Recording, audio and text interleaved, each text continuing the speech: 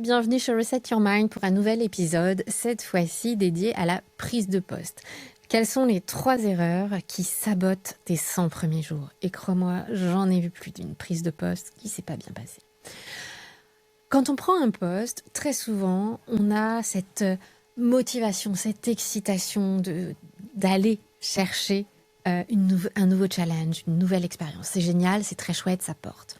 Le problème, très souvent, c'est que l'on va se brûler les ailes en moins de temps qu'il ne faut pour le dire. Parce que réussir sa prise de poste, ce n'est pas montrer immédiatement qu'on sait tout faire mieux que quelqu'un qui est en poste depuis 10 ans dans l'entreprise.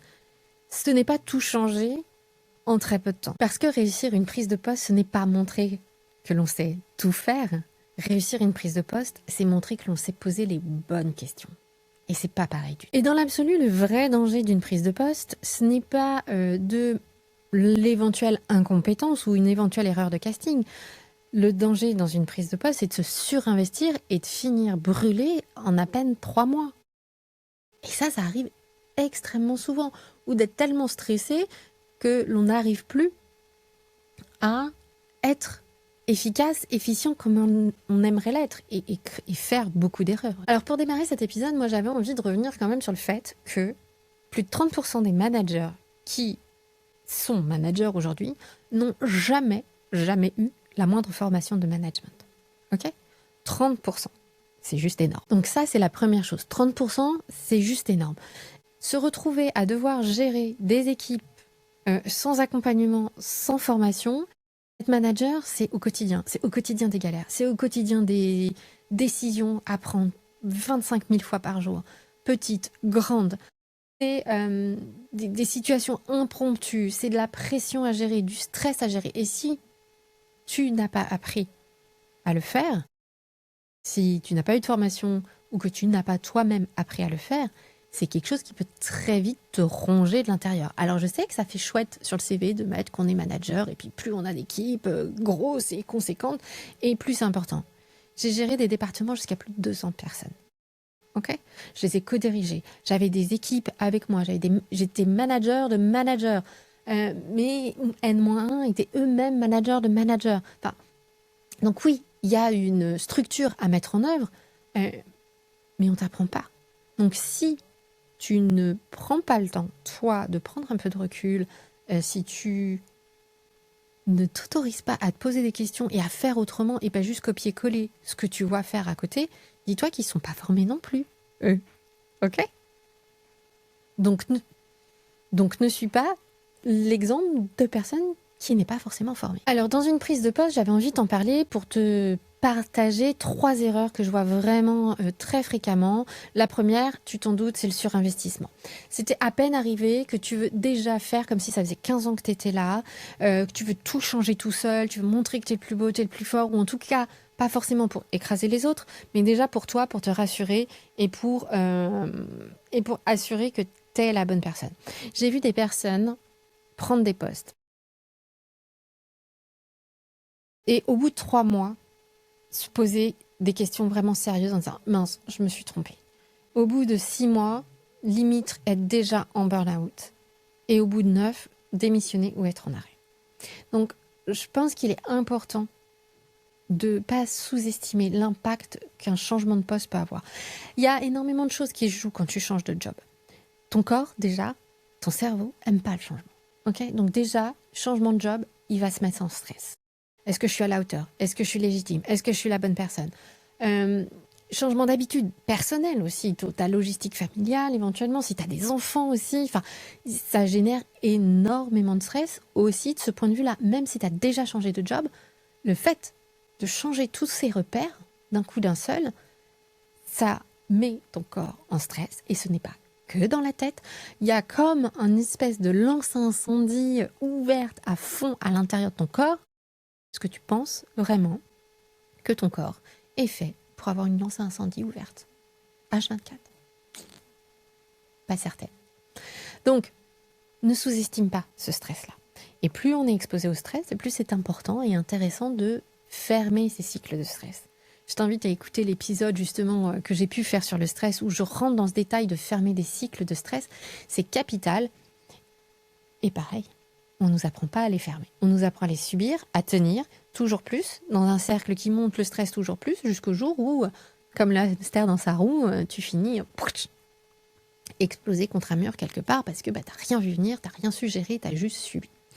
Donc, première erreur en prise de poste, c'est vraiment la partie surinvestissement pour te rassurer, pour te montrer souvent que tu es la bonne personne, tu es légitime à ce poste, sans tenir compte du stress que déjà le changement va générer en toi à titre perso, et puis la quantité d'informations qu'il va falloir emmagasiner pour pouvoir te sentir à l'aise. En gros, vouloir aller plus vite que la musique, tu l'as compris.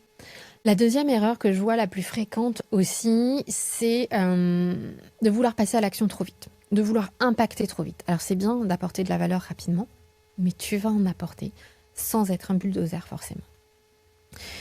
Vouloir passer à l'action comme ça très vite, très souvent ce qui va se passer, c'est qu'on va ignorer les codes de l'entreprise. On a fonctionné d'une certaine manière dans un ancien contexte, dans une ancienne entreprise. Et dans ce nouveau job, les codes sont différents. Et sous-estimer ces impacts-là, sous-estimer l'importance de cartographier ces codes, qui décident, qui sponsorisent, quel département fonctionne bien ensemble, quel département ne fonctionne pas bien ensemble. Est-ce qu'il y a des petites guéguerres en interne, qui peut être un allié pour toi, qui peut être un sponsor naturel, les relations aussi non officielles qui ne sont pas sur l'organigramme. Négliger les codes de cette nouvelle entreprise, les mécanismes, ça va te faire perdre énormément de temps, ça va te faire perdre énormément d'impact aussi, et ça va te générer des situations dont tu te passerais bien. Donc ici, mon conseil, ce serait plutôt de prendre le temps de cartographier, de prendre vraiment le temps de rencontrer le maximum de personnes avec qui tu vas devoir collaborer, les patrons de service, mais aussi dans les équipes avec qui tu vas devoir collaborer, et d'écouter, pas de dire « je fais ça, j'ai fait ça, mais vraiment, ok, comment ça fonctionne pour toi? Qu'est-ce qui manque aujourd'hui? Comment est-ce qu'on pourrait travailler ensemble? Qu'est-ce que tu attends de moi? Qu'est-ce que votre département attend de moi? De mon équipe? » Voilà, prendre le temps d'écouter et de cartographier. Capital. Et pas rester juste dans son petit coin, dans son bureau, à tout de suite se mettre à bosser pour montrer qu'on sait faire, qu'on est occupé. Non, la prise de poste, c'est vraiment une espèce de roadshow pour aller rencontrer tous ses partenaires, tous ses interlocuteurs. Donc ça, c'est la deuxième erreur que je vois vraiment très souvent, c'est de négliger cette partie-là. Les codes internes de l'entreprise, l'histoire de l'entreprise derrière. Parce qu'une fois que tu as ces codes-là, ça va être beaucoup plus facile de pouvoir agir, anticiper les écueils, les tensions et pouvoir les aplanir. L'erreur numéro 3 que je vais voir très fréquemment, c'est d'oublier, de négliger ses alliés. Ses alliés pro, mais ses alliés perso aussi. Parce que qui dit nouveau job, comme on l'a expliqué juste avant, dit énormément de changements, d'organisation, de logistique, de stress, d'informations, de quantité d'informations à emmagasiner, d'outils aussi, puisque dans beaucoup d'entreprises, il y a un sacré paquet d'outils aussi à intégrer, de process de validation ou autre. Donc, ce qu'on fait très souvent dans ces phases de prise de poste, c'est qu'on se focalise sur ça. Limite, on fait plus rien d'autre. Limite, on sort plus. Limite, on voit plus nos amis. Limite, à peine notre famille. Parce que tu comprends, je viens de prendre un nouveau job. Ok, c'est bien d'être engagé, d'être volontaire. Je trouve ça génial. Mais ne néglige pas tes alliés à côté, tes soupapes de ressources, tes soupapes de réénergisation. Tu as besoin vu que tu es exposé à beaucoup de stress, beaucoup de changements, tu as besoin de revenir, non pas dans ta zone de confort, mais dans ta zone de génie. Et ta zone de génie, elle peut être alimentée par des amis, par des side projects, Nous sommes pluriels, nous ne sommes pas qu'une seule et unique personne. Être en séquentiel, c'est jamais très bon. Parce que cette volonté de progresser, c'est génial, bien évidemment, vas-y, fonce. Mais cette volonté de progresser, elle vient te sortir de ta zone de génie, donc elle vient te demander plus d'efforts, et c'est important de revenir à cette zone d'effort. Sinon, qu'est-ce qui se passe? Sinon, ce qui se passe, on se noie dans une espèce de brouhaha, et ce côté, il y a plein de choses à faire, je ne sais pas par quel bout commencer. Et c'est là où les alliés vont aider. Les alliés vont aider à verbaliser, et ça peut être des amis, des proches aussi, ça peut être un coach aussi. J'accompagne très fréquemment des personnes en prise de poste, sur des prises de poste à responsabilité, et c'est assez drôle parce que soit c'est les personnes qui viennent me voir en direct, voilà, je prends ce nouveau poste et j'ai envie de le sécuriser, j'ai déjà vécu ça, j'ai pas envie de recommencer et je veux être alignée et je veux garder le cap. Ou alors parfois ce sont les entreprises. Ce sont aussi les entreprises qui m'appellent, qui me disent voilà, on vient de recruter quelqu'un et on souhaite, on pense vraiment que c'est la bonne personne, mais on souhaite l'accompagner pendant cette période de transition parce que l'entreprise sait que c'est une période critique. L'entreprise sait que c'est une période délicate. Donc si certaines entreprises ont réussi à le comprendre, je pense que c'est important d'essayer nous-mêmes de le comprendre. Donc dans cette phase de prise de poste, entoure-toi. Entoure-toi et privilégie ce temps que tu passes. Il est aussi capital que d'apprendre à gérer un nouvel outil, quand je parle d'outil, c'est un nouvel outil informatique ou autre qui est en pratique dans l'entreprise. C'est vraiment super important d'avoir ces sparring partners comme un coach, d'avoir ta famille, d'avoir des side projects, des soupapes. Parce qu'en fait, moi, c'est vraiment comme ça que je vois les choses, en tout cas quand je suis dans ce genre d'accompagnement, c'est enlever tout le bruit, tout le brouhaha pour te concentrer et te focaliser sur l'essentiel, à savoir garder le cap. Et pour pouvoir garder le cap, il faut avoir de la lucidité. Et cette lucidité-là, elle se travaille. Alors maintenant qu'on a parlé des différentes erreurs, il y en a forcément d'autres, mais les 3 plus importantes sont vraiment celles-ci, je trouve. On va parler de comment mener une prise de poste au mieux, ou en tout cas en essayant de mettre au maximum toutes les chances de ton côté. Bien, la première chose, c'est c'est un process que je propose très souvent, et que je me suis appliquée moi aussi quand je prenais des postes, quand je changeais de job, c'est 30, 60, 90. 30, 60, 90 jours. Les 30 premiers jours, tu es là pour observer. Ok ? Donc, les 30 premiers jours, consacre-les à rencontrer du monde, à comprendre comment ça fonctionne, cartographier, justement. L'objectif de ces 30 premiers jours, c'est vraiment d'avoir un panorama, un overview qui te permette de positionner les pièces, les personnes qui décident comment, que tu puisses avoir une vision d'ensemble, les enjeux de l'entreprise, d'où vient l'entreprise, qu'est-ce qui s'est passé aussi, parce que quand une entreprise traverse des moments difficiles, ça laisse des traces sur les équipes, ça laisse des traumatismes. C'est important de les avoir très très vite en tête, parce que si tu les loupes, si tu n'en as pas conscience, tu vas devoir gérer les conséquences de toute façon. Mais si tu ne sais pas d'où ça vient, tu vas mettre 2 fois plus de temps. Donc cartographier les équipes qui travaillent bien ensemble, les équipes qui ont plus de mal, les personnes qui composent ces équipes, bien évidemment, qui fonctionnent comment, voilà, pour qu'il y ait des tensions, est-ce qu'il y a des situations perso aussi un peu compliquées, un peu tricky à gérer. Vraiment, les 30 premiers jours, observation. Les 30-60, les 30 seconds jours, le 2e mois, si tu préfères, là, tu vas pouvoir commencer à tester. Attention, tester, pas renverser la table. Donc, entre 30 et 60 jours, en gros, tu vas pouvoir vraiment commencer à mettre des quick wins en place, à tester, voir comment les uns et les autres réagissent, commencer à construire ta stratégie, ta vision, ta feuille de route, si tu préfères. Là, tu vas pouvoir commencer à voir comment toi, tu vas t'imbriquer dans cet écosystème et la valeur que tu vas pouvoir apporter. Et les 60-90 jours, le 3e mois, là, normalement, tu te mets en action. C'est là où tu vas pouvoir présenter ta stratégie, déployer ta stratégie fort ou forte, justement, des premiers quick wins, des premières actions et de création de valeur que tu auras pu mettre en place dans les mois précédents, dans les semaines précédentes. C'est hyper important de prendre ce temps pour une prise de poste réussie.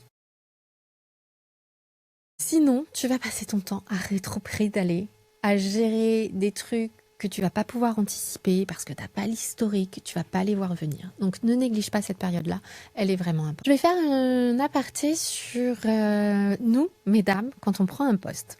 Quand on prend un poste, soyons honnêtes, c'est double pression pour nous. Pourquoi ? Parce qu'il y a encore toute la charge domestique, familiale à gérer, qui vient fortement être impactée par un changement de job. On peut dire ce que l'on veut, ça reste très vrai et à ne pas sous-estimer. Donc déjà, quand on change de job, je reviens à ce que je disais tout à l'heure, on est en stress, en perte de repères, on sait qu'on va devoir fournir des efforts plus forts, tout en assurant, comme avant, que tout se passe bien à la maison. Donc ça, déjà, warning, ok ? La deuxième chose, juste après, pour nous, mesdames, c'est qu'on n'a pas été programmés programmés, si je puis dire, par l'éducation, par la société dans laquelle on vit, pour arriver en terrain conquis. Ok ? Donc forcément, chez nous, le syndrome de l'imposteur, le syndrome de la bonne élève, prouver qu'on mérite notre place, prouver qu'on est la bonne personne, justifier qu'on a bien les compétences, qu'on sait bien faire, on va avoir encore plus ce travers, cette programmation neuronale et même, je dirais, animale primaire de juste, ce sont des réflexes qui vont être ancrés en nous, donc on va être tout le temps porté par ce réflexe de prouver, ce réflexe qu'on est là, ce réflexe de toujours plus, toujours mieux, parce on parlait du syndrome de l'imposteur qui nous pousse à justifier systématiquement, mais il y a aussi le côté bon élève, perfectionniste, où on va passer, surtout les premières réunions en équipe, ou les premiers codires, ou les premiers comex, où on va passer des heures et des heures sur nos praises, on va passer des heures et des heures avant à ruminer, s'il dit ça, alors il faut que je dise ça, et si ceci, et si cela, et on ne dort plus pendant pas mal de temps, mais on a vraiment cette auto-surcharge personnelle que l'on se pose encore plus nous-mêmes, qui est à ne pas négliger et qui peut nous, d'entrée de jeu, nous mettre dans le rouge. Donc, d'un point de vue neuronal et neurosciences, qu'est-ce qui se passe ? Cette surcharge, eh bien, plus on y est exposé, plus il faut l'apaiser. Encore une fois, c'est un cercle vicieux, dopamine, cortisol, dopamine pour se rassurer et avoir cette validation, et puis cortisol, peur d'échouer, peur et de stress qui vient s'alimenter. L'autre point, c'est que quand on est sous stress comme ça, on va avoir ces fameuses réactions au stress qui sont la fuite. Donc dans certaines situations, sur cette période de prise de poste, ça va venir se déclencher beaucoup plus facilement. Donc la fuite, monter au créneau, le côté combat, je ne lâcherai pas, je vais montrer, je viens d'arriver, en plus je vais poser mes jalons. Le côté tétanie, alors tétanie, voilà. Et puis la partie aussi complètement freeze, faire le mort, où on peut être complètement tétanisé. La fuite, le combat, le freeze, l'état de choc, et puis faire le mort, tout simplement. Non, c'est important de les avoir en tête, parce qu'on va se mettre une double pression. Alors quand vous êtes en prise de poste, j'aimerais que vous vous posiez dans une réflexion autre. Et c'est ce que je propose souvent à mes coachés de faire quand ils sont en prise de poste, plutôt de vous poser dans cette réflexion de « et si vous étiez la personne parfaite pour ce poste ?» Au lieu de « il faut que je montre que », il faut que je prouve que, et si vous étiez déjà la personne parfaite pour ce poste. N'oubliez pas que vous avez traversé un processus de recrutement. Donc si vous êtes à ce poste, c'est que c'est eux qui vous ont choisi. S'ils vous ont choisi, c'est que vous êtes déjà la bonne personne. Vous êtes déjà assez compétent, vous êtes déjà assez professionnel, vous êtes déjà assez experte, expérimenté. S'ils vous ont choisi, c'est que vous êtes déjà la bonne personne. Et vraiment, prenons là 2 secondes pour juste intérioriser cette phrase de « je suis la bonne personne pour ce job ». Je suis la bonne personne pour ce job. Vous voyez bien comment ça résonne à l'intérieur de vous. Ça ne résonne pas du tout de la même manière que il faut que je prouve que je suis la bonne personne. Il faut que je prouve. Pas la même résonance, hein. Et mon conseil ici, ça va être tous les jours de revenir à ça. En quoi je suis la bonne personne pour ce job ? En quoi mes expertises, mes compétences, ma façon de penser, mes réflexes d'analyse sont un atout pour ce job ? J'espère que cet épisode t'aura plu. Si Si tu as envie de le noter ou de le commenter, n'hésite pas, je lis tous les commentaires. Je regarde systématiquement ce que vous me remontez derrière les épisodes. Et si toi, tu es en prise de poste et que ça te challenge un petit peu, que tu as envie de te faire accompagner, c'est typiquement là où un coach peut intervenir. Donc, je serais ravie de voir si je peux t'accompagner ou pas, si tu as envie qu'on travaille ensemble. N'hésite pas à prendre rendez-vous, je mettrai le lien dans les commentaires. C'est pas un rendez-vous découverte, hein, c'est un rendez-vous qui est assez exigeant. On fait le point sur la situation, on l'analyse et on voit si je suis la bonne personne ou pas pour t'accompagner. Je te dis à la semaine prochaine.